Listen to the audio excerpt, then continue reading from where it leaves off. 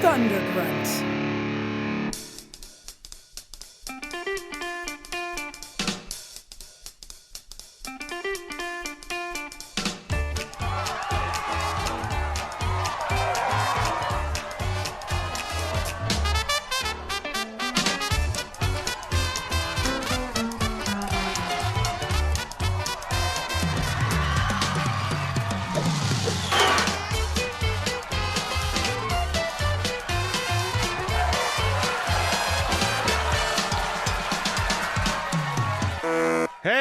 Welcome to Writers Blockbusters, the show that treats the final edit of a movie like the script. Today, we're going to talk about Candyman, a movie directed by Bernard Rose, which is, of course, my uncle. Wow. No, I'm kidding. Anyway, we're going to introduce ourselves. Go around and say who you are, guys. No. I am. Oh. And bye. That was a great episode. Yeah, see you guys. I am Jimmy George. I am a full-time script consultant and screenwriter. My Twitter handle is @JimmyRGeorge. And I am Jamie Nash. I am a screenwriter, and that's a lawnmower outside my house. I'm a screenwriter, writer of Save the Cat Rights for TV, which you can purchase right now. Go buy it. And I am Bob Rose, and I didn't get much sleep, but we're going to have a great time anyway, because I watched Candyman twice for this episode. Wow. Yeah. Me too. Just don't watch it 5 times in the mirror. Yeah. I stared in a mirror. I had the movie playing in a mirror, and I watched it, and then I said his name whenever they said it. Didn't get a great night's sleep. But yeah, so we're going to talk about the 1992 original Candyman. Just to be, it's, anyone listening should already know that, but I just want to make that clear. And none of us at this moment has even seen the reboot, right? Yeah. Just to be clear for everyone listening. No. Yeah, we're all newborn babies that have not seen the light. I have seen the Sammy Davis Jr. biopic, Candyman. Oh. No, I don't even think that exists. I just made it up. Okay. Okay. I was like, oh wow, I didn't know he was known as that. Yeah, have you seen every Willy Wonka movie? Because they're rebooting it again. It's a prequel. I was gonna say, I only know of 2 of them, so I think there was one other one, but I can't. There is remember. only 2. I was just kidding. Okay. Anyway, Candyman. We're going to talk about Candyman, the 1992 film. Jamie, who wrote this shit? Jordan Peele. No, I'm just kidding. This guy named, it's Bob's uncle, Yep. Bernard Rose, and it's actually Bernard. Is it Bernard? Yeah, that's it's how, Bernard. That's how Yeah, it is. Figures. I finally get an easy name. I think I butchered it first, though, Jamie. So it's okay. Yeah. I had no idea. I call him Bernie. Bernie. We can call him Bernie Bernie. Rose. I spent a Rose. weekend. Uncle I spent Bernie. a weekend at Bernie's. So My uncle Bernard Rose, and then my cousin Emily Rose. A lot of horror in my family. You know what I mean? Gotcha. Yeah. and truth is, Bernie has an interesting. He's got an interesting credit list here. It's weird. I have IMDb Pro, so it gives me like a lot of weird credits. Like he was a fake Shemp in Army of Darkness, which is like awesome. That's incredible. Yeah. He directed a movie, one of Bob's favorite movies, Chicago Joe and the Showgirl. Sure, yeah. I love that film. I don't think I've ever seen it. And then a movie I know Jimmy has a T-shirt of the Paper House. Paper House. I've actually never seen it, but always wanted to. Okay. And Body Contact, Smart Money, movies that I personally haven't seen, actually. So he's more of an art house filmmaker. I think a lot of this stuff was they were mostly flops at the box office. Like Anna Karina was taken away from him. I read that in research. And I think I was even telling Jamie earlier, like after Candyman, which is kind of his one, looking at his IMDb, is kind of his one hit. Mm-hmm. They kicked him out of the franchise because his sequel that he wrote didn't have Candyman in it. It actually was about Jack the Ripper, and it had a passing, like somebody passingly said something about Candyman, but then the whole script was about Jack the Ripper. And they were like, "What are you doing?" Because they wanted their own Freddy Krueger, or so, you know what I mean. And so he got kicked out, and then Hollywood kind of never came back. And apparently, he made some movie called Ivan's XTC in 2000, which was apparently a direct attack on Hollywood producers. So I listened to the commentary. It's the Scream. I don't have the Scream Factory. I have the original DVD commentary, so there's only one. The Scream Factory one is like jam packed. There's 4 different commentaries, like crazy. I know.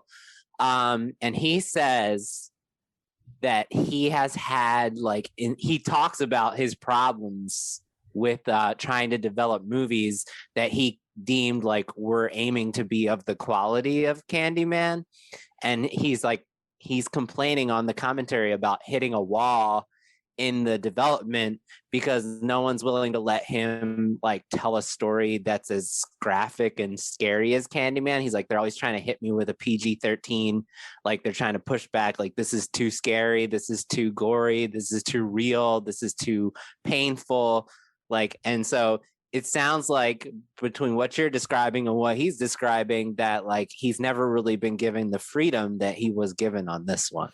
Yeah, I think also I was saying to Jamie, we were talking about how odd Candyman is. I mean, we're going to talk more in depth about the script, but I think a lot of the oddities, and which gives it its own voice and makes it unique, is from him a bit. Because I was reading an interview with him, and he was saying he was kind of attacking like 3-act structure and saying how they wouldn't let him play in his own sandbox, that he had to play by the rules, and he didn't like that. So I think a lot, and he's not like a horror movie guy. Like if you look at the rest of his career, it's not this. Like it's funny that he's known for this, but it's not really the majority of the stuff. So I think any weirdness or any difference, and I'll say like I love listening to him like talk about writing horror and telling horror stories. Like his insight and like perspective is very, very instructive, like the things he was saying on there. So I highly recommend. That's not what this episode is about, but like he goes into depth about like his choices. I mean, he's the one who decided to set the movie where it's set and to change him, change the race of the villain. Yeah, which brings us to the other creator of this movie. Exactly, yeah. Mr. Clive Barker, Sir Clive Barker. Who? No. Yeah. So this was one of, I don't remember which volume, and I really should have looked that up, but this was one of the Books of Blood stories. If you've never heard of the Books of Blood, they're a collection of short stories. I think there were like 6, 7, 8 of them. I was a huge fan of these when I was like in 7th grade. I remember one Christmas where I got like 3 of them and I read them all Christmas. So that's usually where my brain was. And I read this, years ago. Honestly, of all the books, The Forbidden, you mean? The Forbidden, it was called. And the Forbidden was like 100-page novella, short story that was part of the Books of Blood. I remember at the time, it didn't make an impression on me to the point when Candyman came out, I went back and reread it just to see. And then I vaguely remembered it. But The Forbidden, it actually structurally has a lot of similarities for a short story. It's not like Shawshank, where it's like one little scene and they made a whole movie out of it or something like that. There's motion at my door. It's Candyman. He's here. So Candyman would be a good voice on your Amazon Alexa. Like, I mean, Tony Todd's his voice is so epic and amazing. Yes. Yeah, it would be awesome. We should get that. Yeah. For Halloween, that'd be awesome. So the structure is relatively similar. It's about a woman investigating graffiti in the short story. She's not investigating urban legends. She goes into Liverpool. It's Liverpool, so it's more like the poor. You know, she's like this academia person that's going into a poor kind of area and investigating this urban legend. Well, she again, not urban legend, but graffiti about this stuff. And ultimately, a lot of similar things happen. However, a lot of things don't happen. A lot of the backstory was made up. Of course, the setting, of course, changed, which also necessitated. It just has it has a whole different. When they changed the setting, that's how Tony Todd casting a black villain and kind of having the racial component came into play when they changed the setting. But I think those were otherwise the structure is sort of the same. There's even a if I'm remembering correctly, there's even a funeral pyre of trash and it burns. I think it ends a little differently. I think the ending, maybe the baby dies or something, or so there's some subtle differences, but it's surprisingly similar. The villain is totally different. He's wearing this patchwork of rainbow colored jacket or something. A Technicolor dream coat. Yeah, it's kind of I don't know, a little bit weirder. It feels like Kubrickian or something. I don't know. He's kind of the strange villain. But it does have some similarities. But I do think the story, while keeping true to the short, the film adds a lot of cool stuff, makes it it pluses it in a lot of ways. And that's what's kind of fascinating about it, because it does just come and it adds all these ornaments on it to kind of turn it into a bigger feature film. But I think it actually does it makes some great choices and makes the story richer than the short story was. The short story was just kind of this blast of a story that if you ever read Clive Barker, a lot of it's in the poetry of how he writes. It's a lot of it is almost like a poem in some ways. So a lot of it was just in the execution of how he wrote it is what's really memorable about it. But the movie kind of adds some other layers to it, other themes, and just kind of higher levels of execution, in my opinion. And he did talk about Clive Barker's on that commentary too, and he talked about the bonfire being distinctly British and being kind of like the one thing that remained in the screenplay version that was specific to the British culture. And it's about Guy Fawkes, and apparently on the 5th of November they make these huge bonfires, and it's about like ritual destruction of the monster. And it works really good in the film because of the location. Yeah, I was like having an visuals. Abandoned field. I would never question it at all because of the abandoned field and all the trash. I was like, absolutely, it totally works. Yeah, and they set it up. They do a great job. They plant the seed early on. She sees it. She's like, what is that? The kid tells her, like, it's so they do a great job of making it like organic. But it was interesting that he also, Clive said on the commentary that Cabrini Green is exactly what he pictured, except in Liverpool. He said the situation is very similar. It's a bunch of people who they don't have housing projects there that are the same as what we have, but there's a bunch of people who were poor, like you just explained, Jamie, that the culture had kind of like put into their own ghetto in order to try to like get rid of crime and solve problems of society. But then that created its own system of violence and oppression. So he's like, there's images in the movie that almost exactly are like what he pictured, because he's been to places in Liverpool and knows people who live in this situation in Liverpool. So it's almost like the movie expanded a short about classism and adding the race. It added it to the American story of that. Our own shame, ancestral sins. Yes. Right. Yes.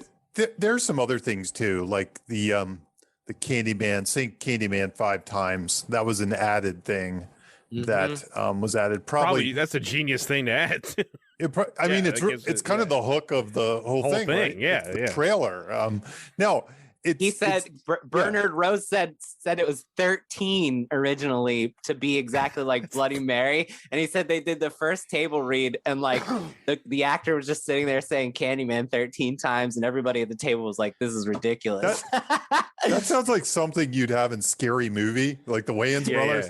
Yeah. If you say Candyman 76 times, and then you'd actually do it, and they would be like, and the crowd would just be like, "Ah!" You guys, I mean, this is a conceptual thing, so it's sort of writing, but do you find it odd that it's 5? I always found it odd that it was 5 because you always think 3 or 7. 3 or 7. Number. Yeah. 3 or 7 is usually the number for that kind of stuff, and 5 is odd to me. Builds tension, though. It does. No, I'm not saying it's bad. I'm just the fact that it wasn't 3.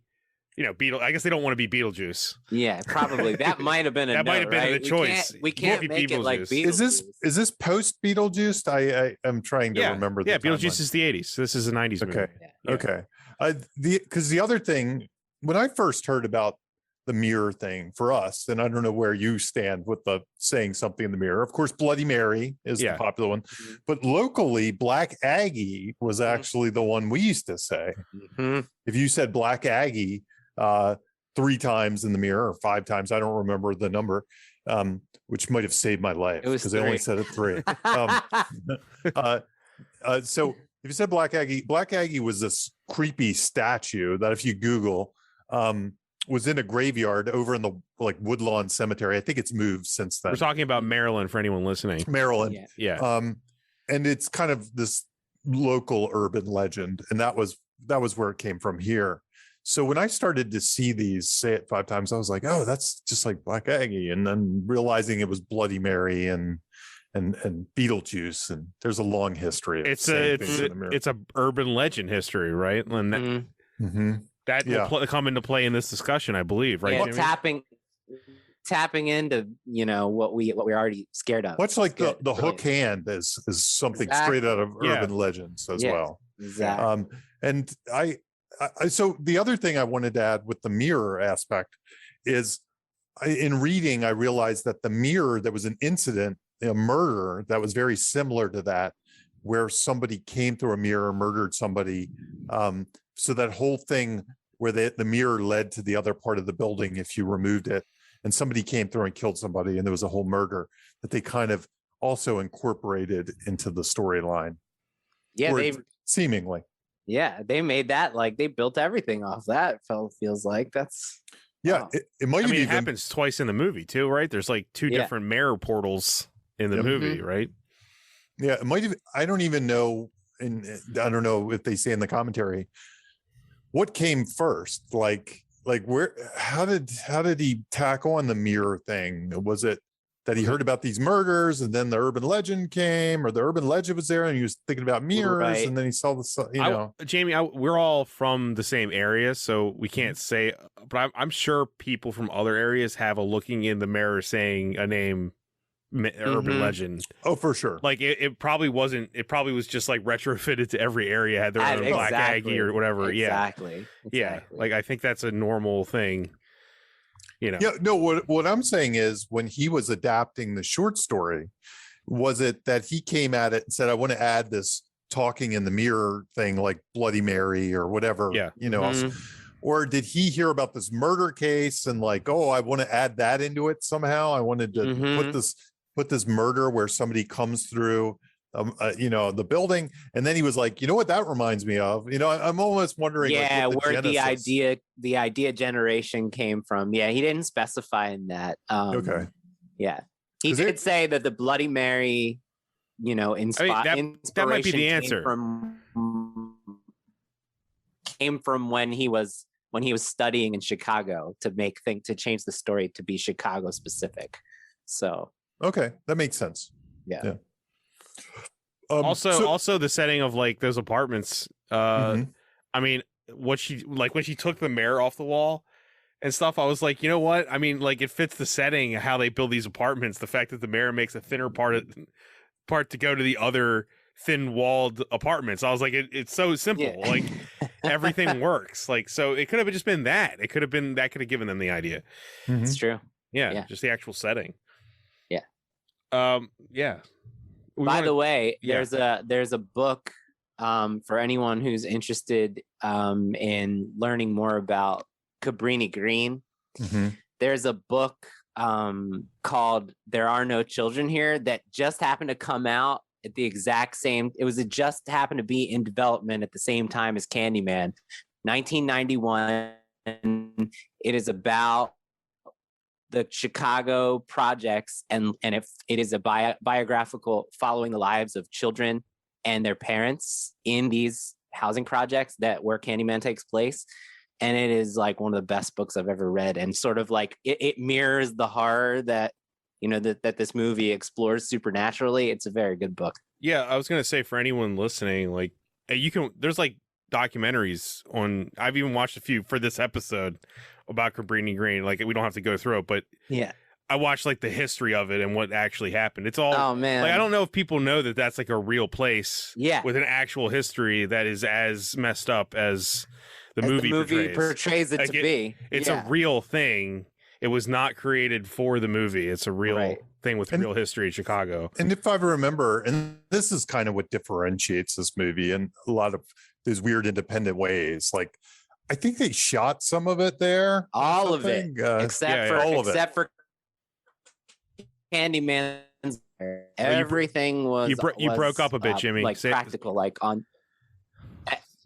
All of the Cabrini Green footage was filmed there on location, except for Candyman's lair. So it was like authentic. So even the interiors of the apartments and things like that were filmed there as well. Like that, that bathroom was Cabrini Green bathroom. So you're saying, holy crap. Right, exactly. Yeah. So wow, that's like this movie's really like thick on like location scouting. Like, they found location and they went deep. Yeah, I think that's what stands out to me in this movie is you can feel that kind of stuff. It's in the script too. Different. Yeah, and then even casting, like Virginia Madsen, is a different kind of person to cast in a movie like this at the time. I think it just felt different. There's just all kinds of weird or good, not weird in a good way, execution choices that happen all throughout this movie, even beyond the script. There's just lots of really cool stuff.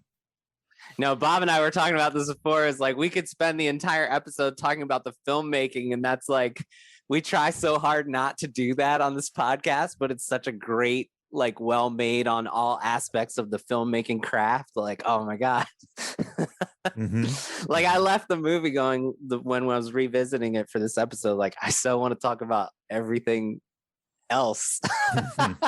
Yeah, like the score and the performances and the production design and oh my god. Yeah, like how you talked in the past about the terror versus dread, Jamie. I was gonna say, like, the craft of the filmmaking, maybe not so much the writing. I don't know where I would put it, but like this movie is just like pure dread to me. I don't know why. Like, the air, even when there's nothing happening, it's scary.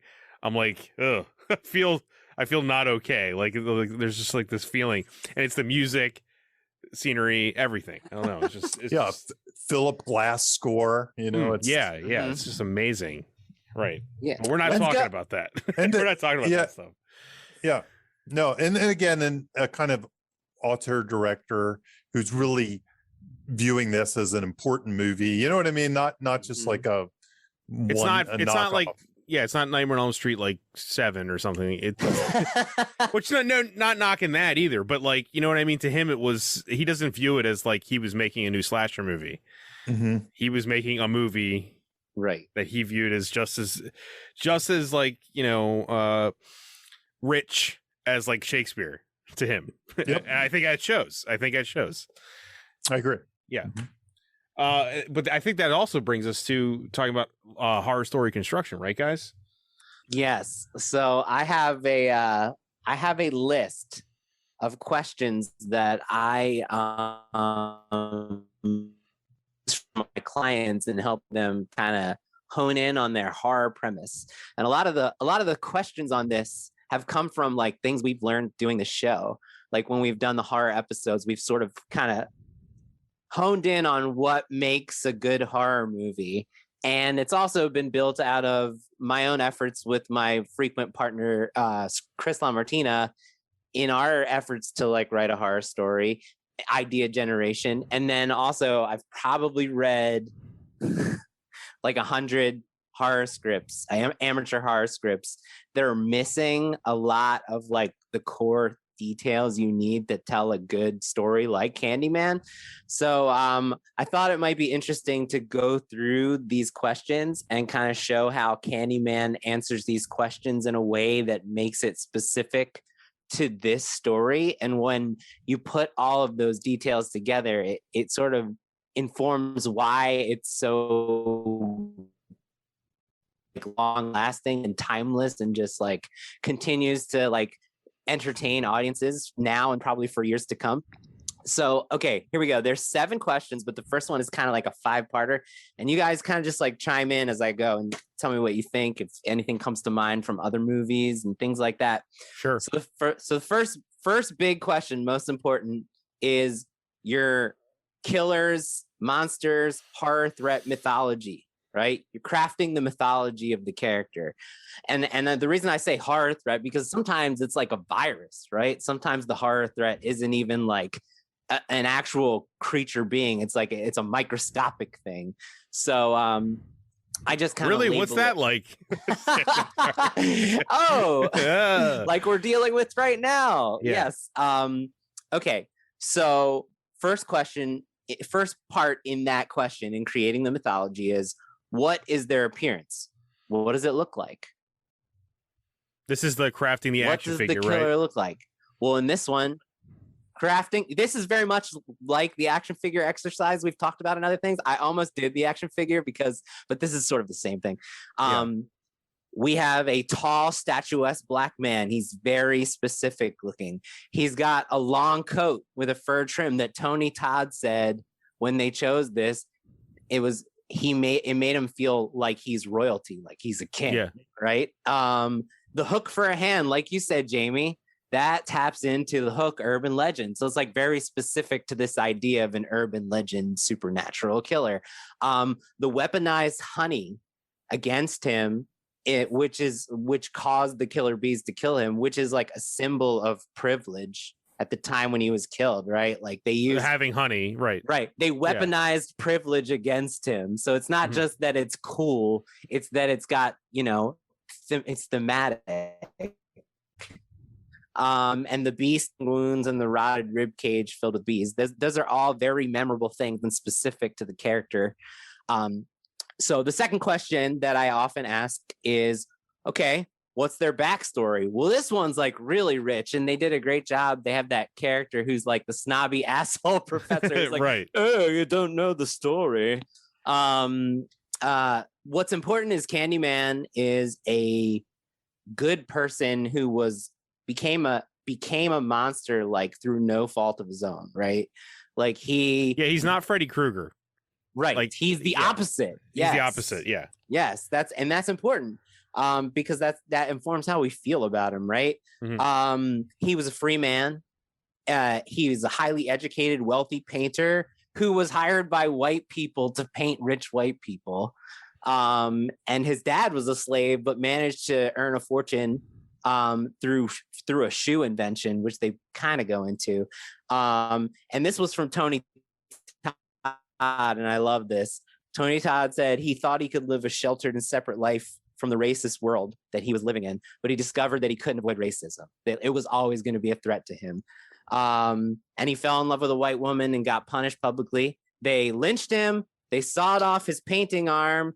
They stole hives and smeared honey all over him and stung him to death. And then they burned him publicly and scattered his ashes on the land that Cabrini Green was built over. So talk about a rich, specific... Yeah, talk about a legend, right? Specific to this world and to the themes that we're going to dig into. Also a backstory where you could believe you're creating a monster. Like, you know what I mean? Like you hear that and you're like, of course they're going to come back. Right. That's atrocious in every level. I mean, how you believe, like you said, you believe that like if there was such a thing as a ghost that was going to haunt people and a place, this is the one. This is right? it. Yeah.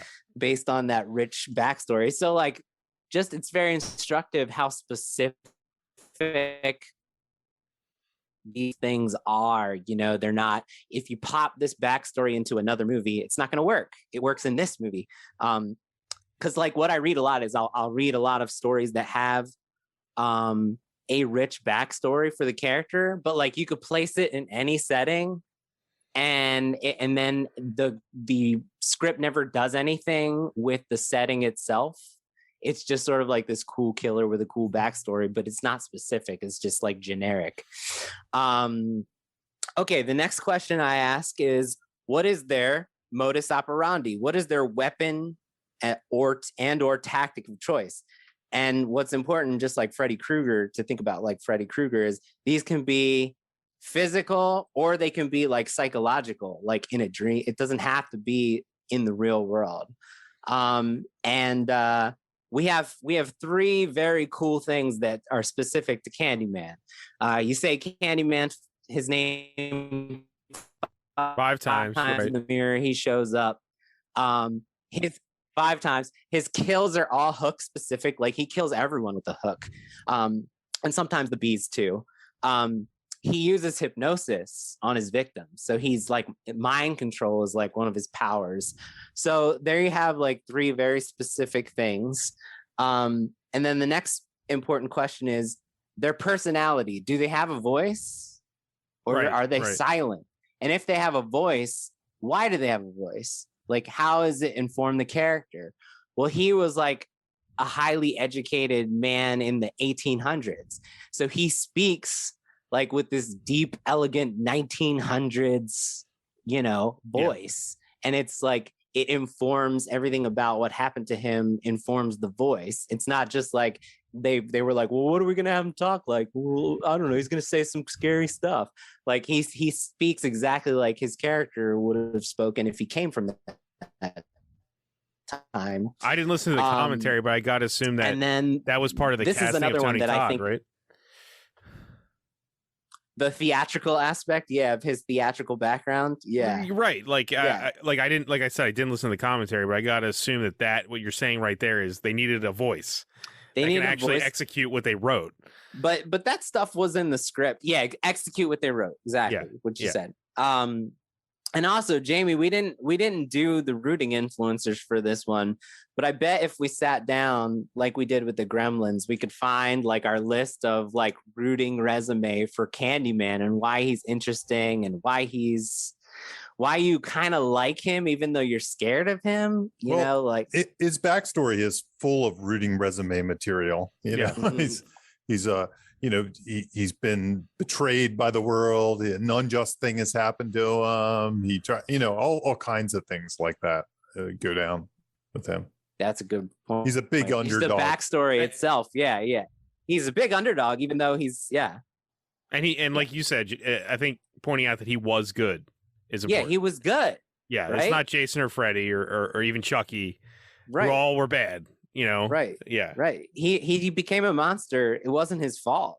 And I think that's makes him very interesting. So here's another one that I think is important. We've talked about this in past horror episodes. What are the signals that your monster threat is near? What is your shark fin in Jaws? Mm-hmm. What is your predator rattle? What is your Jurassic Park dinosaurs vibrating the water? In this, we have some very specific ones. We have, if anytime there's a mirror on screen, you instantly know that danger is near. Right. And bees, anytime bees are on screen, there's a sign that like Candyman might be coming up to kill you. That's why you said, Bob, like the dread, they have all these moments where they just plant the seeds of his, like they have their shark fin, right? Right. And even just saying his name, even when they're in casual situations that they're not standing in front of a mirror, just saying his name, since if you say his name too many times, every time somebody says Candyman in the movie, it's like, ooh, don't say it again. Can I say also, while we're here talking about this, like I think what's interesting about the movie is it has that like opening scene with the very gorgeous Ted Raimi, and that it sets that up, and that sets it up as very precise. Like you say it, he shows up and kills you. But I feel like that's the urban legend in the movie, and then in the actual meat of the movie, I've never felt, as many times as I've seen this, I've never felt like I know exactly what's going to happen. There's sort of a Lovecraftian element to Candyman where it's like you say the name and then like he's sort of going to haunt you at random. It's sort of arbitrary. It's arbitrary. Like he does his own thing. He doesn't follow the urban legend precisely. He doesn't just show up. He's like, he's going to do his own thing. It's not The Ring where it's like in 5 days, we'll come and kill you. It's not precise at all. Yeah. Like you said, and I love that. Yeah, I dig that. But there is that precision, like definitive if you do this. So it's like it almost makes him even more. You're opening a doorway to him if you do it. I'm just saying, like, it doesn't exactly happen like the urban legend they tell in the movie. Yeah, it's not like instant. It's not like, oh, there he is. It's just like, like she didn't do that, and he didn't show up to kill those people like that. Yeah, in fact, he's slaying people adjacent to her. Yeah, no, that's true. It's different than what we were told at the beginning of the movie. That makes it scarier and unpredictable. Yeah, because we're told something and then it doesn't deliver on that exact premise. Yeah. I love that. That's a good point. Yeah. Okay, so now into the next part of the horror questionnaire, and we've talked about not just in horror but in general of crafting a premise. Why here? Why does this story have to take place in this specific setting? And how is this horror character specific to this setting you're choosing? Right? Cabrini Green, what was actually labeled in 1991 when they started filming this as the worst place to live in America, which is why Bernard Rose chose it based on its reputation. So it's like a modern version of a haunted house. And for white people. For white people, for the people who for the people who live there, but also there's an element of like the outsider, the class system. Actually, the outsider looking in, exactly. They're tapping into exactly what you just said. Yeah, the fears of like the rural area white people going to the city, and all that. Don't get stuck in the wrong place in town. Don't even drive by it as kind of the phobia, let alone go inside. You're only asking for trouble, so to speak. It's preying. And that is like on that's like a haunted house. That's like like the house in It or something, where the kids aren't even supposed to stop in front of it with their bikes. Yeah. Don't stop in front of that house, the creepy house at the end of the street. Right. That's kind of the way it's portrayed. It's the big castle or creepy mansion. It's a whole area. It's a district. Right. Yeah, exactly. But all of this is rooted in our like ancestral racism, right? Exactly. From like it's like how so it is so specific and so perfect for what the Candyman monster is that like it's a great instructive example of choosing a setting that's going to inform all the horror that happens. Why now? This why now is a little loose. Why now? Why do these deaths have to happen now at this specific period in the story world as opposed to any other time? Well, it's the character's find this fault, out right? Until like 45 minutes in. Right. He tells her, I don't think this is very measurable, but it works. Rewatching it, I don't think for like the first 45 minutes you're going like, oh no, she's questioning the reality of Candyman, and now all this nobody believes him, and I don't see that. But to mention Army of Darkness, or more specifically Evil Dead again, like that movie happens because they go to the cabin and read a book. Yeah, the characters do it. Yeah, and that's okay. The characters can be dumb and do something. Yeah. She shouldn't have done what she did. It's as simple as that. She committed a sin, right, Jamie? We've talked about that a few times on this. There's the sin of the movie, and then what an amazing segue, because that's the next question. Is that the next one? Hell yeah! Yes. See, so I'm almost listening to you guys when you talk now. Jamie, I want you to take the reins here. I'm gonna ask the question, and you can kind of like explain the concept.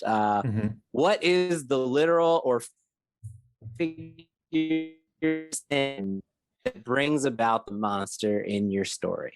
So you want to go into you that broke up a bit little more and there. talk about it? Jimmy, you broke up a little there. Can you read that again? What is the literal or figurative sin of this story that brings about the monster? Yeah, in this movie, it's I mean, there's a couple different ones you can kind of pick from, but one is it disrespect or disbelief of the urban legend to an extent that brings it There's about? a loose. Yeah, I think that's part of it. It's kind of loose. She doesn't believe in the supernatural. There's that. Right. And she's also sort of, I don't know, this is where this movie gets a little tricky for me, because there's like several different themes running at the same time. The sin that brings about the monster is his backstory to an extent, and it's racism. It's the racism. Yeah. The sin that brings it into her life is sort of the disrespect of the urban legend, the disbelief, the I can use this for my thesis project and not care, or something like that. And which is a it's almost like a trope of horror. It's kind of the Blair Witch Project dabbles in that. Does it get weird for you because it turns out that she has a personal connection to it in some way? It does get weird. Is that why you're talking about that? That's why it kind of gets there's some strangeness. Like honestly, this movie is very Lovecraftian. Lovecraft has a lot of stories about some investigator who goes into something and they don't have the full respect for the unknown, and they stare into the abyss and the abyss stares back at them, right? But then this movie puts the Dracula spin. It's very goth horror in some ways, gothic horror, where it's like, you and I were destined to be together, which almost negates her staring in the mirror and saying Candyman 5 times. If they were destined to do it, she probably didn't even have to do that. And there's part of me that even wonders if that part of the rules is even important, because he doesn't come right away and kill her. He doesn't even kill her. Right. He tries to make her choose to be with him and sacrifice herself. So there's a lot of weirdness in this movie. And every time I've ever watched it as an adult, I've always wondered if it wasn't whoever woke him up for the first time in a long time, if it was another woman, would he have given her the same treatment? Like, did his own legend retrofit to her, or is she actually like a descendant? Right. I don't know. I don't have an answer. They mentioned on the commentary the intentional ambiguity of that. Right. So they want us to be questioning it. That's, right. Okay. Yeah. So that's an interesting choice, that there's no definitive answer. Right. But I think to sum up your answer, the sin is really that backstory. That's what brings the monster into existence. That she commits her own sin of sort of disrespecting and disbelief, which is touched upon by him. Like, he kind of complains, he says something to her along the lines of, "You've destroyed my congregation with your, and now I need you to resurrect it or whatever by committing the sacrifice." It's all a little murky. It is. But so that's why I'm split on where the sin is exactly. Like sometimes those two are tied together. Right. Sometimes the hero is innocent, but that sin that happens is just like the sins of the past, kind of like Poltergeist when they wipe away the stones. It's the family is sort of complicit, but he didn't even know. He was like, I didn't know we did that. You guys did that. So it can be a little, but there's always a sin involved in some way. Yeah. That's one thing that we've noticed that tracks. It tracks, man. Bingo. Yeah. That there is a sin. It makes the movie better, the horror movie better when there is. And I think here, like you said, Jamie, like, it's loose, but the ancestral and systemic racism is there. It's definitely there. It's definitely part of it. That part isn't loose at all. No, that's not loose at all. No, the thing that created the monster was that. It's just the thing that brings it into her life. Is she an innocent, or then do we have a second sin that's kind of committed? That's sort of this. It's almost like your double bump catalyst, Yeah. And again, it's very much a trope. Like, oh, I don't believe in the haunted house. Let's go to it, and then you pay the price, right? I want to ask you guys something too that I don't want to derail this conversation or your track, Jimmy. But no, it's fine. something watching this for this show, watching her character and what you're talking about, she's committing the original sin, and I was thinking that when you watch the movie, she doesn't come off great. Honestly, her character doesn't come off great, and I was like, then I was realizing that her B storyline with her husband, which is in there, arguably could be excised even. I was like, do you think they wrote that as a counterpoint to give her sympathy? To make us not like think she is a complete, like she's nothing but like disrespectful hubris. Like she because she doesn't, like, if you took that husband storyline out, I feel like there's not much to like about her. So they, Jamie, you know what I mean? Jamie, you can bounce off me here. I wrote this down off the commentary. Just a little bit. So he made a very interesting note about his choice with Helen and the crafting of Helen. Bernard. He said, if he's telling a horror story, and I want to hear what you guys think. He said when he's telling a horror story, he doesn't think it's impactful to have a character who's the lead in the horror situation with like a rich backstory, because he said if you give a character who's like your main lead in the horror a bunch of stuff to be delving into from their backstory, that instead of experiencing the horror and constantly being in the present and trying to survive and trying to figure out the situation, it gives the audience too much time away from the horror itself and focusing on the internals of the person who's experiencing the horror. And so he was basically saying, like, he made Helen she's not one-dimensional, but he intentionally... She's like a surrogate for the audience. He intentionally kept her simple. He used the word simple many times when describing Helen. That was what he says is why the movie is like scary. So it's very interesting. I've never heard anybody say that. He was basically saying, I made her simple because it's scarier that she's simple. I guess I'm not disagreeing. I'm not disagreeing with that, but I'm saying that I feel like the added storyline was a counterbalance to how simple she is and how bad she comes off. She comes off bad. She doesn't, like, you know what I mean? If you took out that storyline, there's really not. I don't have a lot of sympathy for her, I think. You know what I mean? She reminds me, and not to harp on Blair Witch again, but she reminds me of Heather a little bit. You know, she's a lot like Heather. Yeah. She's got a mission. She's going to do it. That's really all she cares about. You know, it's like her mission. It's very similar, Jamie. Actually, when you think about it, like her motivation is almost exactly the same. She's trying to solve a mystery. She's trying to succeed in her academics, right? Because isn't Heather making a student film? Yep. And she's trying to prove that the Candyman. Originally, she's trying to prove that the Candyman is like people doing this, and that isn't like a supernatural figure. And then eventually she's trying to prove the existence of the supernatural figure. Yeah. But Heather doesn't have a counterbalance to her. Yeah. Heather doesn't have like, oh, but you know, her husband's cheating on her. Like, so you should also feel bad for her. You know what I mean? Yeah. I think part of that is the realism of the Blair Witch. You know, we don't have this crappy backstory shit. You know what I mean? Yeah. No, I'm not saying that's a bad thing. What I'm saying is, I don't in think Candyman, it just feels so intentional to me now when I watch it.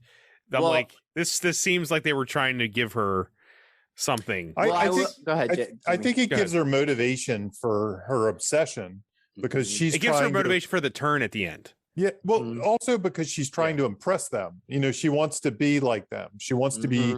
They kind of discount her like the little kid at the table, and she's like, "No, I have a thesis, and I'm going to prove it. And I'm going to show these people." And that's enough, right? Oh no, I meant her. Okay, I was talking about something different. I meant like her husband finally just. He's moved on. It gives her that last moment. She said, "You're all I had left," and then she goes to Candyman. You know what I mean? That it's functional. Yeah. It's just there's something. Yeah. Well, bouncing off what you're saying, Bob, there was more that they shot with the love story that didn't end up in the movie. So I actually think what you're describing was like the setup for the reversal. So when he goes to her, when Helen goes to Candyman's lair and he's sleeping there, the original scene, they shot it. It's not on the DVD I have, but maybe it's on the Shout Factory Blu-ray. They went to ballroom dancing classes together, Tony Todd and Virginia Madsen. It's this big, sweeping, 3-minute long culmination of a love story, of a forbidden love story, where he dances like a Beauty and the Beast element.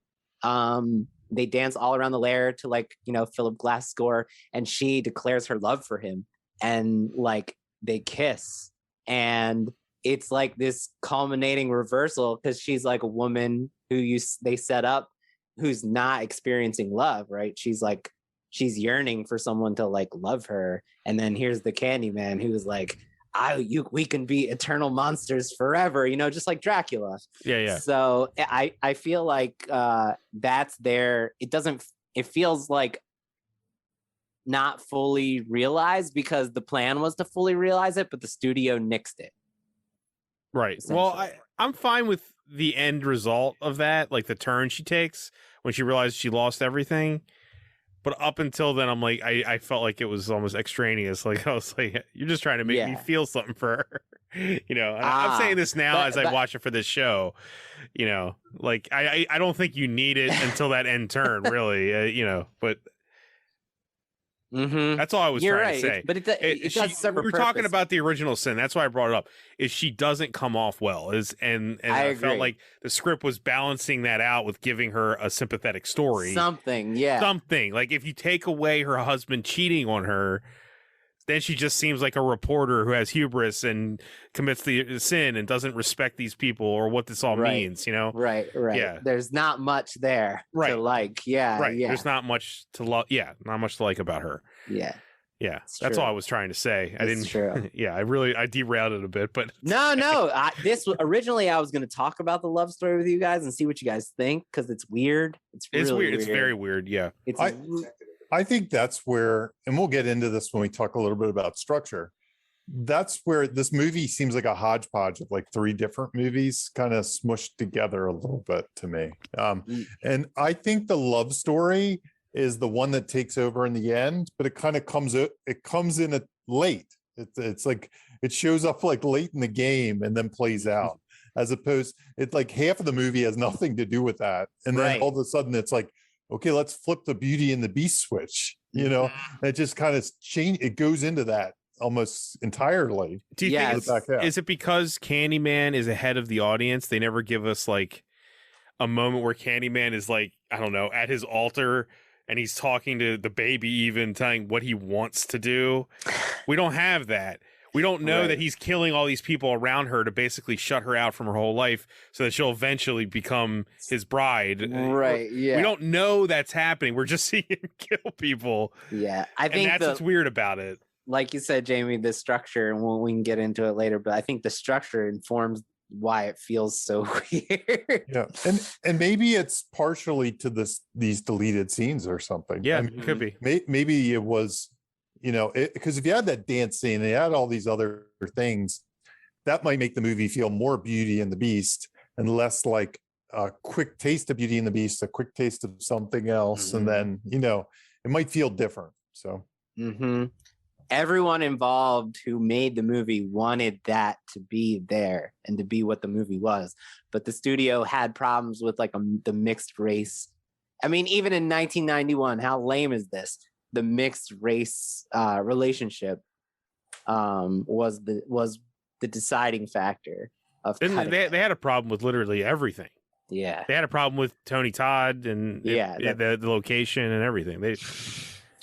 I mean, I'm trying to think. I think around 1991 was when Jungle Fever came out in a Spike Lee's movie, and that just that you could have a movie about a interracial relationship, was a that was the selling point of that story, was how unique it was. That's true about it's hard to think about that. I mean, that was not that long ago. It's hard to think that like how rigid. Well, yeah, I hate to inform you, Jimmy, but that was 30 years ago. I know. Remember that too. It was 30 years ago. I wasn't even born then. Jamie's only 26 years old, so yeah. No, it's funny how like what the movie's about. It was still plaguing the actual movie being made about the problem. Yeah, exactly. Yeah, it's crazy. Yeah, the tone deafness of it is incredible, right? But I guess I can jump back into the questionnaire. Yeah, no, yeah, please. Yeah, no. So there's only a couple more. So the next question, when constructing horror, your horror story, is how can your hero and villain represent opposing sides of that sin? So we kind of answered that in our discussion. Pretty much, Helen is like born into privilege just by being, compared to everybody else, compared to Candyman, just by being white. And her apartment building, I love this touch that her apartment building is exactly the same like as the Cabrini Green apartments in its construction. It just happens to be on the white side of town. And she's built her like castle is built on the ashes of the people who've been oppressed. And it's just by nature of where she was born makes her the opposing side, like she has the same apartments as them, but because of where she was born and where her place in the world, her apartment is nicer and her life is safer, and she doesn't have to deal with the all the hardships that the people in Cabrini Green do. And then Candyman, I mean, he's obvious, like he is a representation of all the oppressed people in the story, and I think past and present. To some degree, also, like you could say that it's not Candyman, but her best friend exemplifies her privilege and how she's opposite from Candyman in the way that she's like, you shouldn't be doing this. Stop. And she just thinks she's able to do anything she wants because she's who she is. She can, she doesn't respect it. But her friend is kind of the voice of reason and the voice of that. It's like you should not keep going. You should not go into this hole. Right. She has that shouldn't be here. This is not okay. I'm telling you. Yeah, that Helen couldn't have that perspective that she has. Right. I mean, you're not going to have Candyman say those lines. Right. No. Yeah. So like you need somebody to say it. Yeah. So, I mean, that's we've covered everything else that I was going to bring up on the questionnaire. I mean, we in our just riffing back and forth. So if anybody listening wants that, I'll be happy to send you a PDF. I think it's a really good exercise and it's helped a lot of my clients kind of like hone in on the horror story they're trying to tell and make it like very specific.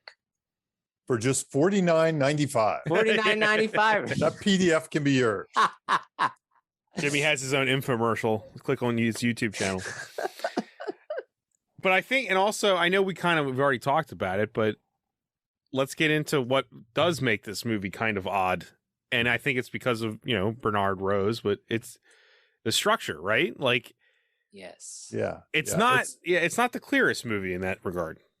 It's a weird one. And when I first saw it back in the 90s, I wasn't like a huge fan of it. I thought it was okay, but I thought it was I didn't have the vocabulary to articulate why I didn't like it then. I probably just said it sucked. No, I didn't think it sucked.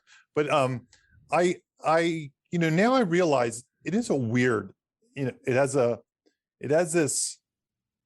Back then, I'm trying to figure out where my mindset would be.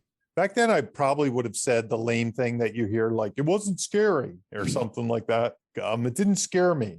And I think there's some interesting things going on in this movie now that I watch it now, and I like it much better now than I did back then. I appreciate the weirdness, the oddness of it. It's more mature than probably what you were expecting at that age. Yeah, I was probably expecting Nightmare on Elm Street to an extent, and I got this thing, and this thing was different. This thing had mixtures of gothic horror. It had kind of a slower build before it really got to the horror movie aspects. It was just different. So in this particular movie, and I almost wonder, like I always wanted to write like a monster in the house book because we talked about in The Conjuring 3, was it The Conjuring 3? The Devil Made Me Do It. Yeah. Devil Made Me Do It. We talked about kind of that was a procedural horror movie. And this movie isn't procedural, but it's something else that's very Lovecraftian. It's the investigator, investigating a mystery with some dread slowly creeping in horror movie. And I'm trying to think of what other ones. Can you think of other movies? I mean, the reason Blair isn't quite that is the lock-in, which I'll talk about in 1 second. So the moment where the story really gets locked together, where the hero has a goal, there's stakes and an obstacle in the way. I think the lock-in in Blair happens earlier, that it becomes a survival movie. Mm-hmm. So the setup is investigation, but it quickly becomes we're trapped in a haunted location and we need to survive. But Jamie, would you, I don't know, for you asked the question about a movie that reminds you of that. Mm-hmm. This is a weird one to pull, but maybe From Hell. Do you guys remember From Hell, the Hughes Brothers film? From Hell? Yeah, Jack the Ripper. Yeah. There's a lot of that. Like, it's not revealed what exactly is happening until the end. And right. Based on the Alan Moore graphic novel. Yeah, basically, directed by the Hughes brothers. There's movies like that because of that, they don't have that immediate urgency. You know what I mean? Mm-hmm. Like, and that's the weird thing about this movie. So let's just super quick, let's talk about lock-ins. And, I define lock-ins as the moment where a hero has a goal, there's an obstacle in the way, and if they don't get that goal, something bad will happen. So in the Blair Witch Project, after that group of people, their goal after they get locked in, after they get lost, is to get out. I mean, that's their goal. It's to survive and get out. The obstacle is the curse of the woods or the Blair Witch itself, and the stakes of their lives. In this movie, what is it? What do you think it is? What do you think the lock-in is? What do you think the goal, obstacle, stakes is? I have my opinion, but what do you think? For me, I think the lock-in doesn't even become until Candyman connects with her. Yep. And that's like 50 minutes into the movie. Yeah, it's really late. Then what scene is that specifically that you guys are saying? The parking garage. The parking garage, right? Okay. Yeah. I'm just making sure. Yeah.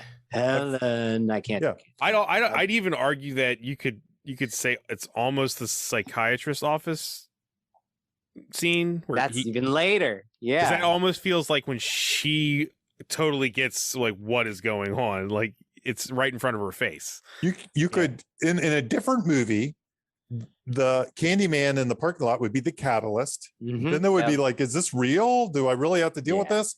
And then when it becomes real, like the psychiatrist scene, that's the lock-in in a different movie. So I'm being a little generous by saying it's not really clear, to be honest. Yeah. It's like once she realizes, oh, this is the thing, and I have to deal with it. Also, once she does realize that, she really doesn't have anything she does. She's not like a proactive protagonist at that point. Mm-hmm. She doesn't have a lot of agency.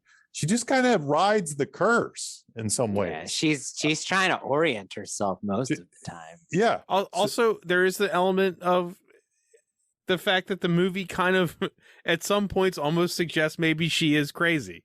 Mm-hmm. Yeah, I find that interesting. It adds another layer to this whole thing, but there's moments where the movie's almost suggesting, oh, maybe she's just killing people herself, like the rest of the characters think. Mm-hmm. You know what I mean? Yeah. Like maybe he is a figment. It's not clear. It's funny. The back end of this reminded me of The Invisible Man a little bit. You remember Invisible Man, where the thing was killing people and she kept getting blamed. Like, you're the one. So it reminded me of that a little bit. But anyway, gaslighting is there. The gaslighting aspect. So that's why this movie is odd if you try to break it into the usual structures, because I think the way some people in a vacuum, like I'm kind of a purist when it comes to lock-ins and the way I do it. I think some people would say the first act I don't know, it probably ends somewhere, what, investigation, or it's something like when she goes through when she sees the graffiti on the wall and stuff like that, like and sweets to the sweets and stuff like that. And that they'd say, oh, that's the break into two. She realizes there's more to Candyman than just, she hears the story about or she finds the mirror and stuff like that. Anyway, I think some people would choose that as the break into two. But then that's what that says is your Fun and Games, the movie you came to see, is about a woman investigating whether an urban legend is real or not. And that kind of tells you that the supernatural stuff can't start yet. It starts later because maybe it's not real. And the other problem I have with that, there's no real stakes there. Like, what if she quits? What if she just says, hey, you know what? I just got beat up by these gangsters. I'm done. Yeah. So the stakes don't come in until he says, I'm going to kill this baby, which is the parking garage. The parking garage, which is why it's the lock-in. Okay. Yeah. I'm challenging it only for the audience. The stakes are already there because she said the name in the mirror 5 times. That's true. We are ahead of her on superior that. position. We have the superior position to know that it's coming, whether she wants it to or not. So that might be what sustains it, Jamie, even though she doesn't know it. You know what I mean? Agree. She could quit, but he's coming. He's coming. Oh, Lord, he's coming. You know what I mean? Like, not stopping. So I agree. That's the thing that plants the dread, because we've seen movies and we know if, Chekhov's gun, if Chekhov's gun is shown, it's going to go off. So we know that that's there. So that does provide tension and allows us to flip the page. I do think that's part of the engine. And then when she does this investigation, we're looking around the corners and waiting for the monster to show up. So, and that, when we get to the next part, which we'll talk about in a second, the different types of things. You have dread, you have terror, and you have gross out, right? They're the 3 main ingredients in a horror. So that provides dread, which is really the backbone of the beginning part of this movie. There are a couple jump scares, but for the most part, it's the dread that we get in the beginning of this movie that gets us through that section. Right, you're just waiting and waiting for him to show up. They just keep ratcheting that. And also just not even waiting for him to show up. You're waiting to know what he's going to do. Right. It's you don't really know what he's going to do. Like, and what I'd say, for better or worse, horror movies do this sometimes. They do this thing where they have really late lock-ins. I think we slow burn. It's like that's why it's a slow burn. Yeah. Like even a movie like Alien. I mean, is the Fun and Games the guy has a thing in his stomach before it bursts, or is it the Fun and Games after it bursts? Right. It's like that's the late lock-in. Jurassic Park, there's a whole section of just the awe of like dinosaurs and stuff. Yeah. The monsters really don't get loose till later in the game. They kind of come later.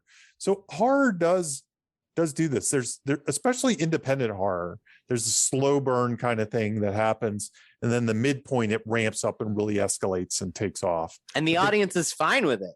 Yeah, and I think it's the dread aspect. I think it's usually the filmmaker or the writer seeing how far they can stretch that dread, because they know that once you bring Tony Todd out there and he's like, I've come for you, you can't, the dread knob doesn't work as well. It's a little bit like, now our heart's pumping and we've seen the monster. You've seen the shark, and now gotta fight the shark. Right. Exactly. No, and then other movies kill people in the shadows, and that's kind of how it keeps the dread engine going and going and going. It's like this movie doesn't do that as really.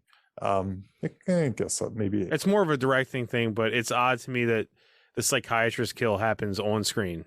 Yes, and the other kills don't. That's not really I guess it's not a writing thing as much, but it's odd that it kind of is. Yeah, it goes like directly blunt. I think it's a writing thing. Yeah, it's like well, she has to see it, and then the other ones are whatever her perception is, she can't see it. But for us, it's odd just from like a horror movie aspect. Like, here's this brutal slaying of this psychiatrist, and then he kind of kills people off screen for a while. Right. I think it's pretty. I think there's I think it's escalation. I mean, I'm not saying it's bad. It's another part of the building. Yeah. Yeah, I'm not saying it's bad. It's just you would think it would build up to that, to seeing it, but it's funny too, because I was thinking about the monster in the house genre. So these save the cat genres, and the monster in the house has three things. So we talked about one. It has a sin that brings about the monster. It has a house and it has a monster, and the house is the trap. It's really the trap. And in this movie, the trap doesn't really show up for sure until late in the game. So the question is this even a monster in the house genre, or is the midpoint just an escalation? Is this like a golden fleece about a person trying to get to the bottom of the mystery, right, or something? That's why it flows differently than your average horror movie, because like the patterns of the story are not like typical. That's right. Like a typical horror movie, she says Candyman, some weird stuff starts happening, break into two. It's more like The Ring, or something like that. She knows, she gets the phone call. I'm next in The Ring. Because this is kind of like a curse movie as well. I mean, this mixes so many things. It's got the investigation, it's got the curse, it's got the gothic Beauty and the Beast thing in the back end. It's like all of them. I won't say they seamlessly work together. And it's interesting. I see a lot of people label this as a slasher movie. Yeah. Which I don't agree with. It's not. And that's like another thing I see. In revisiting this, I was just kind of looking up some of the stuff they were referencing on the DVD extras, and just like seeing it labeled as a slasher over and over again, and why people responded the way they did, because they went into it as a slasher. I think 1990s me probably went into it as a slasher. There you go. But, there you go. Maybe it was a marketing label. What's the difference though? Jason will kill you if you're in the room with him. That's what his motivation is. You're a human being and you're alive and you need to be dead. But you watch this movie and no one dies without purpose. They all died tangentially to Helen for a reason. It's not a slasher to me because of that. Yeah, I don't think it's a slasher. Because the murders have a purpose. He's cutting her off from her own life. So yeah, it's not because he needs I don't know, he needs their blood, or because he fetishizes it, or they have to all pay. It's because of her. Right. Agreed. Doesn't read as slasher to me. Me neither. Yeah. I'm agreeing with you with too many words. That's what I'm doing. Right. So yeah, anyway, so that's to me why this movie is such an odd one to analyze in some ways. And what would you call the house even? It was weird to me because like Cabrini I Green? remember and you would think that, right? But like it's sort of like Dr. Sleep. We talked about the house is their mind. Dr. Sleep came to mind to me. I think I view it as, it depends on how you want to judge it. Because like saying Candyman 5 times is kind of the trap, right? Once you say it, you're cursed. He's in your life and he's not going away, and he doesn't have rules like we have rules. So you're basically screwed. So that's the trap. How do you get away from Candyman that can show up anywhere, and it's kind of arbitrary in some ways, because he does show up anywhere. He shows up outside of that place, outside of the haunted house. Exactly. So I view it more as a curse. Like in The Ring, that's what the trap is. So it's not quite that it's psychological, and that's why I always call it a trap as opposed to a house. Like what's the trap? What's the thing they can't escape? And you could say it's the monster, and that kind of works in this one. So it's like a caught in the trap story. Yeah. And what is the literal or figurative trap? Yeah, like Nightmare on Elm Street, the trap is sleeping. Like you always have to sleep, and you can't get away. You can't escape sleeping. Yeah. So that's kind of the trap. I love it. I think this one, it's just sort of it's just the rules of a curse. Conjuring him. Yeah. Yeah. You're trapped in the curse, just like The Ring is. You're trapped by that curse. There's also no way to escape it. Do you think there's also elements of a possession movie in this too? Like, there, you know what I mean? That's why I was asking the house being the mind is because what I was suggesting. Like I said earlier too, like it does frame it like he's almost working through her hand, and the other characters are like she's this murderous killer now. and we're questioning how these murders are. I'm even like saying, like, did he just use her hands to kill these people? Because like at the lock-in, at the lock-in, she's sort of, he invades her mind, you know, like who cut the dog's head off? Right. Was it her? Did she actually cut that dog's head off because he was possessing her mind? Or did he show up and hook it off? They leave it ambiguous. They leave it ambiguous, but I'm saying there's elements of possession here.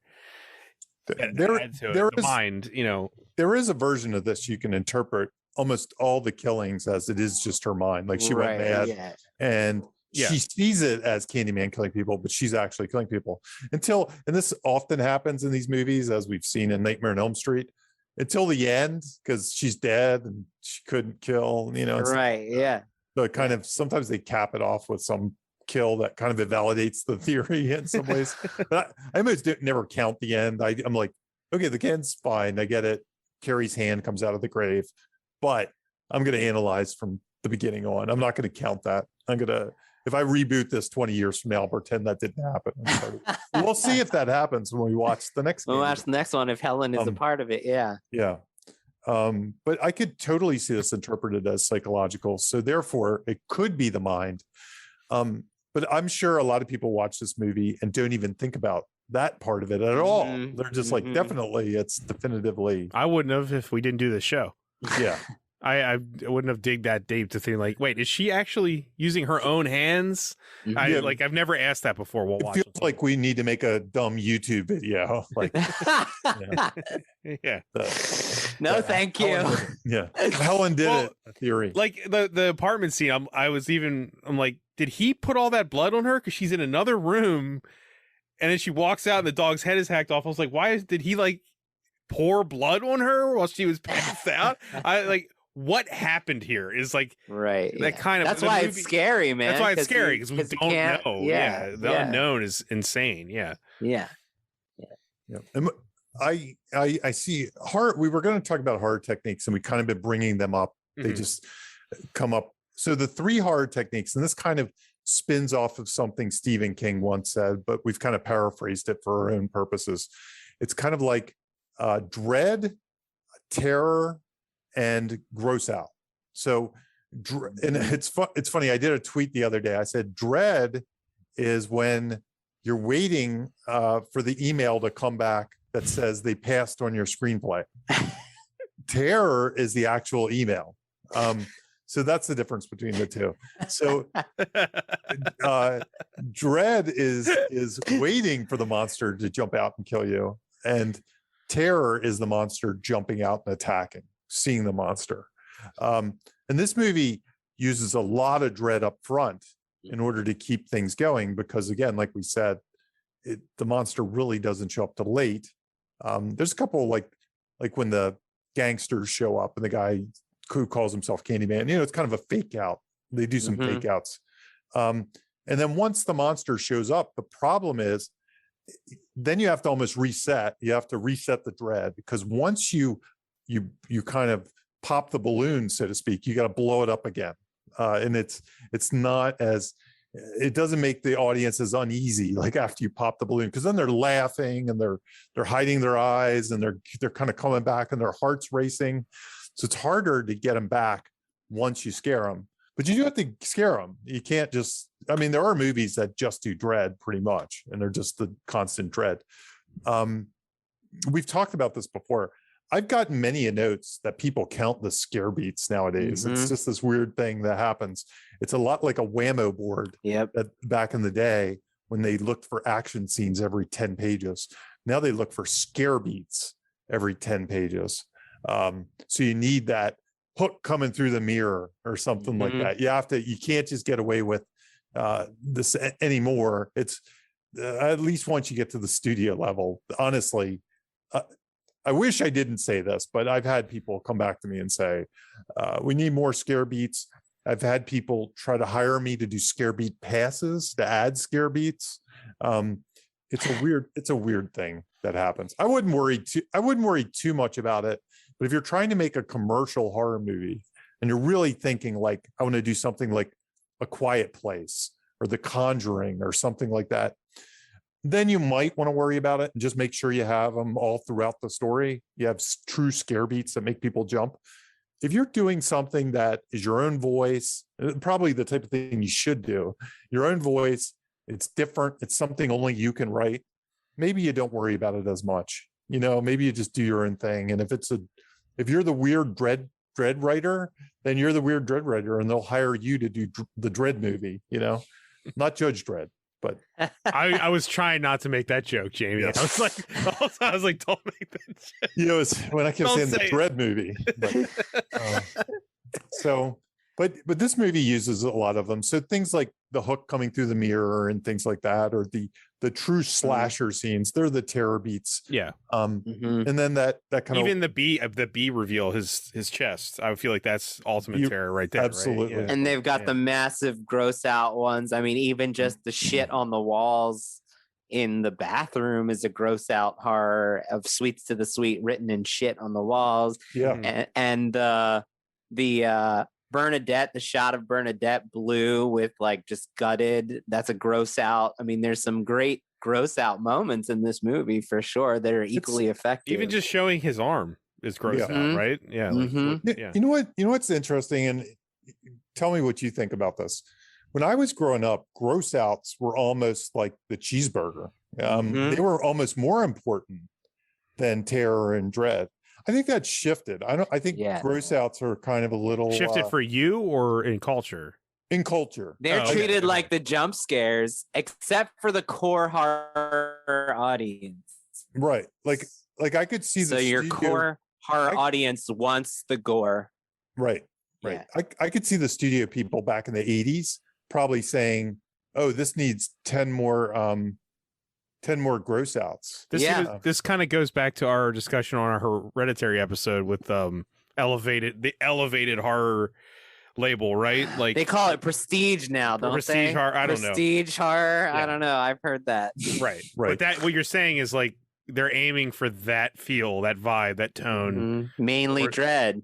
Yeah. More than guts. I grew up in the 80s, so I still tend to put some gross outs in my stuff. Yeah, dude. I tend to be kind of cruel. Like I try to like take it to the next level sometimes. But it's not as popular as it was. But the scare beats, which aren't gross out beats necessarily, sometimes they mix. A mix, They're a little different. I mean, when he kills the psychiatrist, there's a giant spray of blood, right, and stuff. I mean, that counts, right? That's a gross out. Yeah. Yep. The last thing I think that we really should cover is theme, which is a difficult question for this movie, right?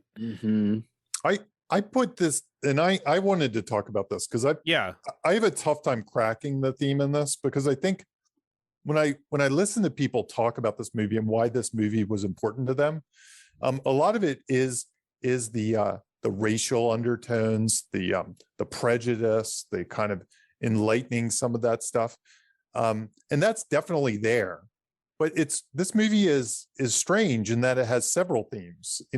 It's got the urban legend belief kind of theme that she's investigating, her thesis, like, and with Tony Todd, like, I mean, he emphasizes that whole thing, like about the disbelief and join me and all that stuff, and the kind of love story.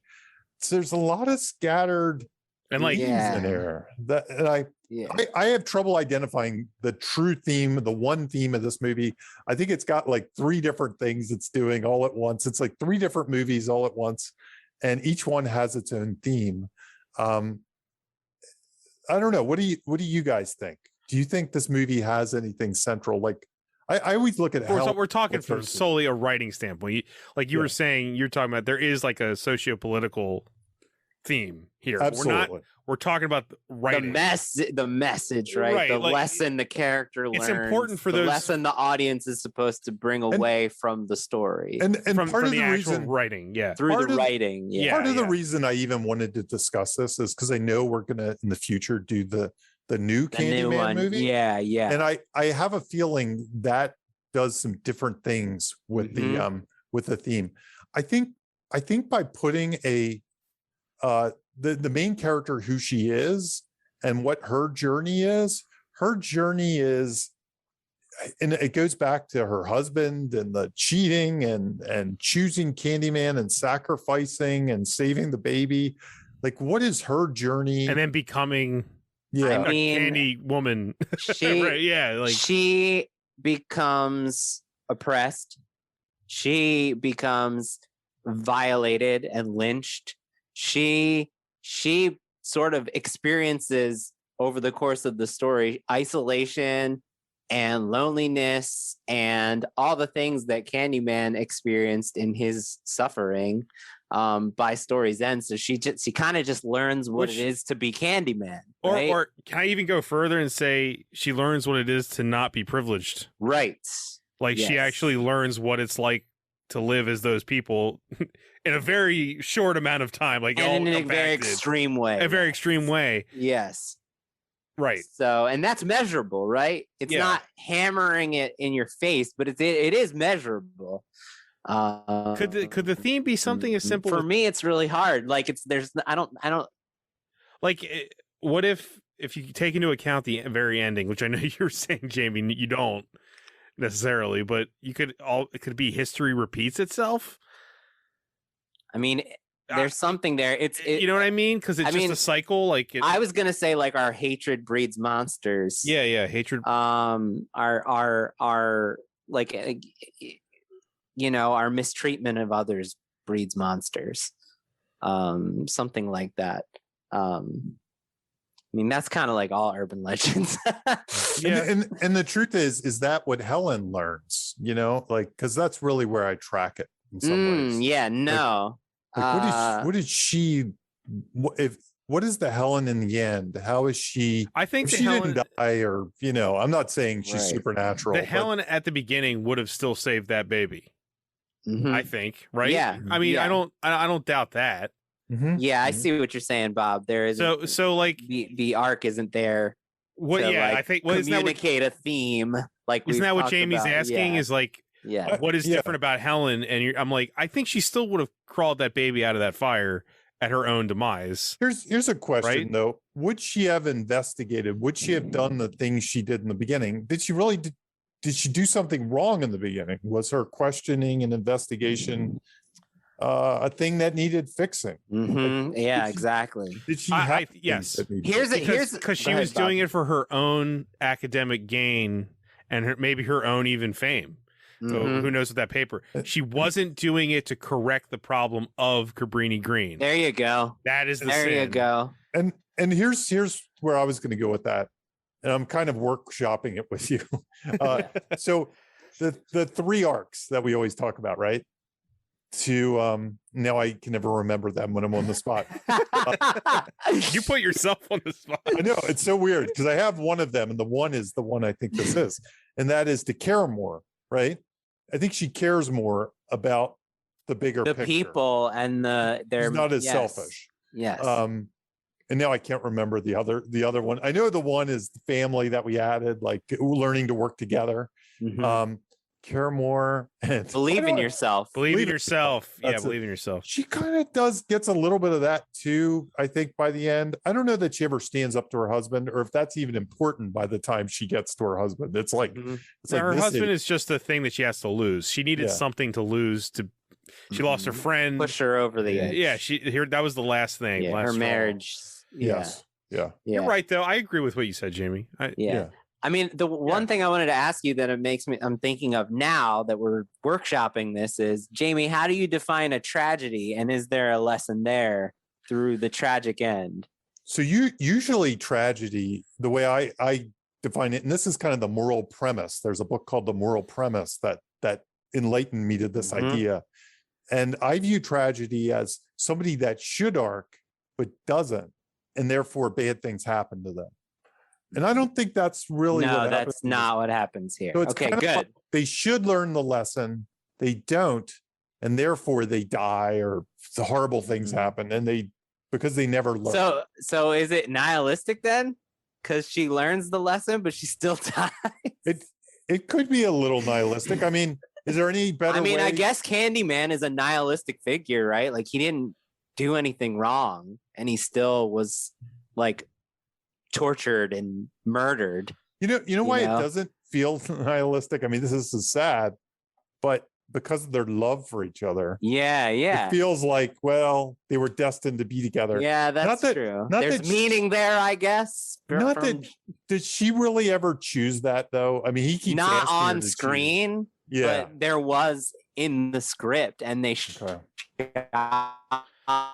her actually choosing that.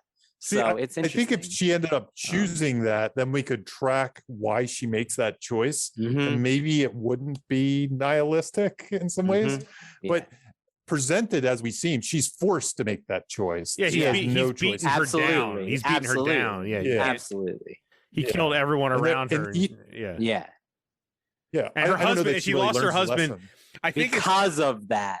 Well, she lost her husband because of that, but I don't agree, Jimmy. She lost her husband normally as herself. Right. So the one thing that she did have that has no connection to Candyman, she failed. And so that was the actual push she needed. I think if Candyman just slaughtered her husband, the story would be different. Good point. She had to lose her husband to her own relationship failings before any of this started. What she did. We're shown in the classroom, he's already cheating. Yeah. Right? Yeah. So from the start. Yeah. From the start. Like it didn't have anything to do with Candyman. He was gone. That's right. Yeah. It was going to happen. So yeah. In some ways it plots her path of being a naive kind of person, both in her thesis and in her love life, and thinking she has this kind of world, thinking the world she's in is real, and then finding out the world she's in isn't real at all. Both her marital life and the thing she's investigating that she thinks is all fun and games until it turns real and bites her in the ass. And her her safe, white working class life is an illusion because look how these people across the street are living. Yeah. She finds that out, and it's not an easy one to put on paper. There's stuff there that we can easily pull out of it though, for sure. Yeah. There's maybe having all that is what makes it so compelling, But I think that's everything, guys. Yeah. Candyman 1992. And I love that we were trying to figure a lot of this out because that's how the movie is. Yeah, it's hard. It's loose. I watched it twice because the first time I watched it, I was like, I didn't realize how hard this would be to talk about. When we said Candyman, I was like, yeah, it's a slam dunk. Same. And it's a very odd discussion. But do we have anything? We have already promised that we're going to come back for the next episode and do Candyman 2021. Yes, we've never done that before. We've never done that. We never followed it with a original and then the reboot or the sequel. And when we do, we can keep this discussion in mind a little bit, which will be a lot of fun. Which I like that we're doing the 1-2. I know, and none of us have seen it. This is great. Yeah, I like how pure we're going into this. Yeah, so none of us have seen it. So until then, do we have you guys have anything you want to plug? Nah, I'm good. Nothing. I'm good. In that case, I think that's it, gentlemen. All right, thanks for listening, everyone. Yeah, see you on the next Candyman episode. Bye-bye. You have just listened to Writers Blockbusters, a screenwriting podcast featuring two professionals and another guy. Available only on Thundergrunt.